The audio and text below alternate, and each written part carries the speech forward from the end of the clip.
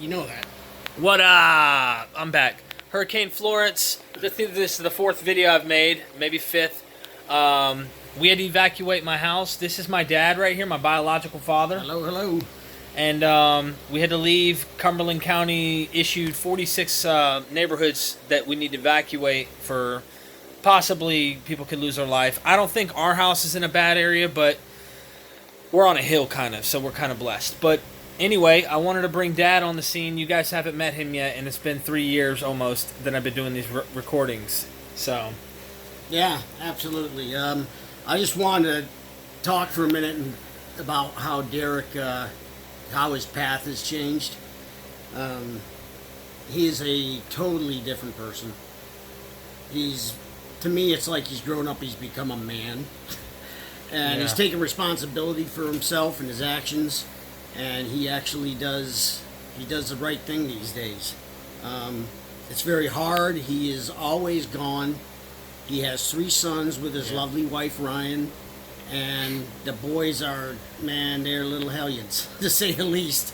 And they spend a lot of time with their papa, me, and we just have as good a time as we can.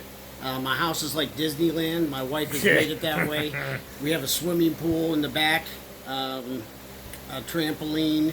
I got bikes and scooters, and good Lord, you name it. It's a full-time job.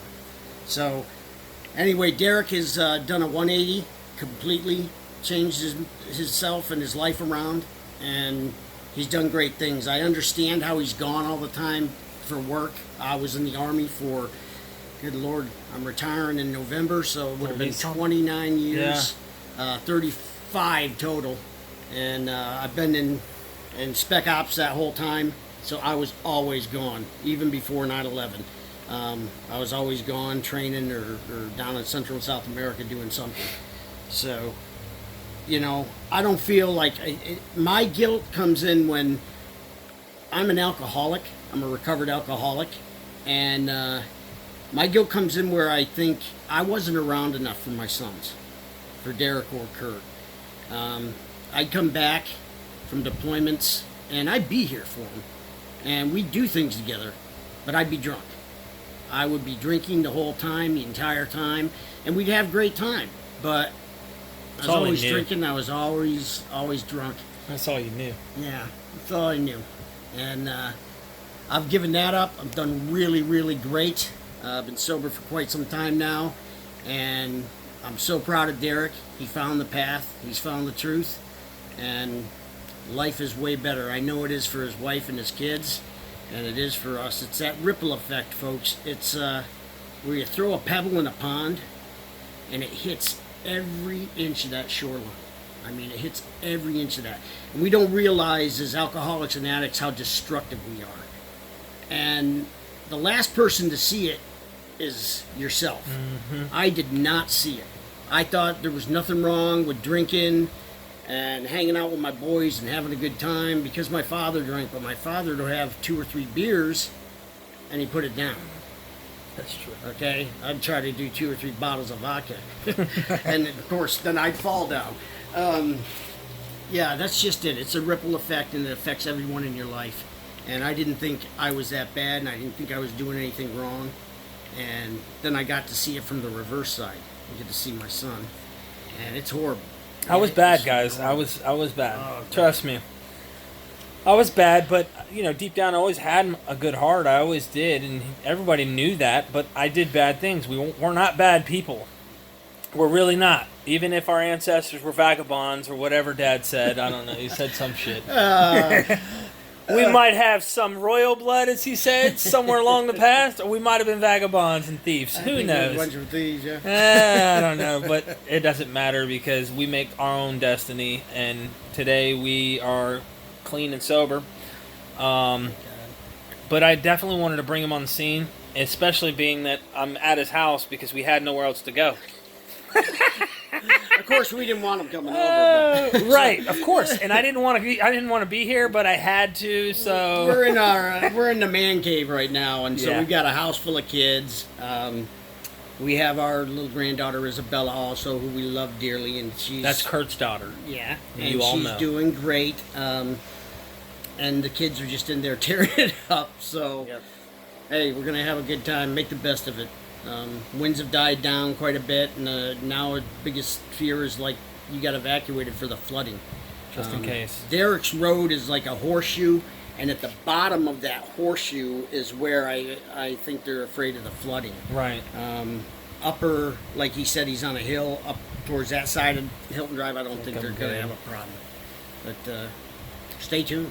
Yeah, it's a family disease, guys, and so we got to stick together. But Dad's seen it, Dad's witnessed it, and I wanted you guys to meet him.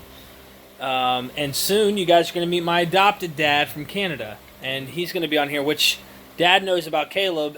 Really Great guy. Educated, great guy, Great educated. guy. I mean, you guys are going to hear some information from Got him. more letters behind his name than Yes, he has credentials. I can spell. Well, I'll tell you, he's, you know, like I said, it costs money to see him in his field of profession. It costs money to know the information he knows and to learn and to gain that information.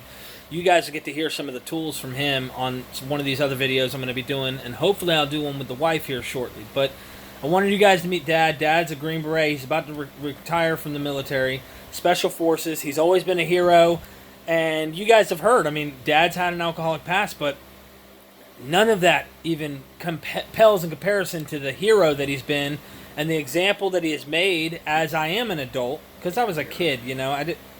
When you're a kid, you don't know better. But now that when you do a little dirt yourself... That's a good bullshitter. Well, I guess I am too then. Because, well, I know I am, but... It's true, though. I mean, but when you've thrown some stones yourself and you realize, oh, okay...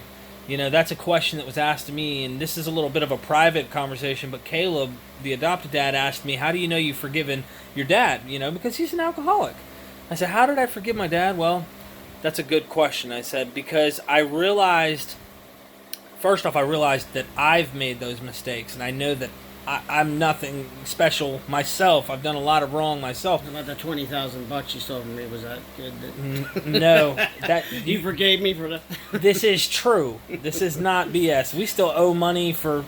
I mean, I still am working on paying things back and trying to get my life together. But that being said, though, you know, Dad's got a good point. You know, there's a lot of stuff that I've done wrong, and that's evidence there. But also that I know that Dad did not mean to. Alcoholism is a disease.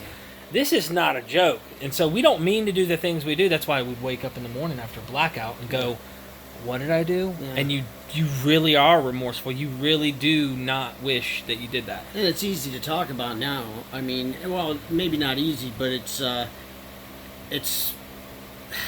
you can breathe. You can breathe. Mm-hmm. And you think there's no way I can get there from here. Mm-hmm. When you're down in the pits and you're just, I mean, you have to use just to survive.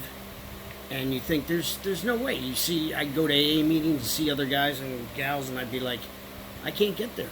Yeah. I mean, I've accomplished everything in my life, and it always seemed everything I'd accomplished was fairly easy for me. But boy, alcohol kicked my ass.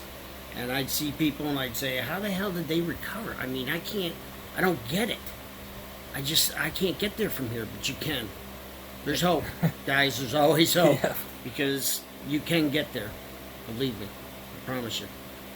You heard it from the man himself. So, my dad, Mike Lambert. And guys, stay tuned. Until next time, Derek Lambert here. You may see me again. Love you. Later, y'all.